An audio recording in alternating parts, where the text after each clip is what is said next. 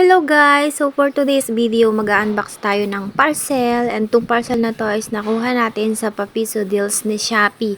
And siya, 8 pesos yung binayaran natin dahil may 7 pesos na sobra sa ating free shipping voucher. Plus piso yung ating item, kaya naging 8 pesos. And ang chinek out ko is itong banana chips. So tignan natin kung legit na banana chips tong dumating sa atin.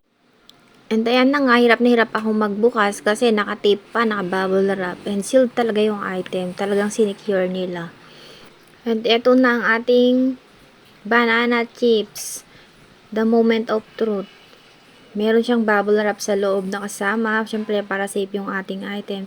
And ayan, charan! Legit na banana chip siya, guys. And guys, grabe. Tignan nyo naman ang laki niya. 600 grams, guys, sa halagang piso. Ang original price niya is 264. O diba, sobrang sulit.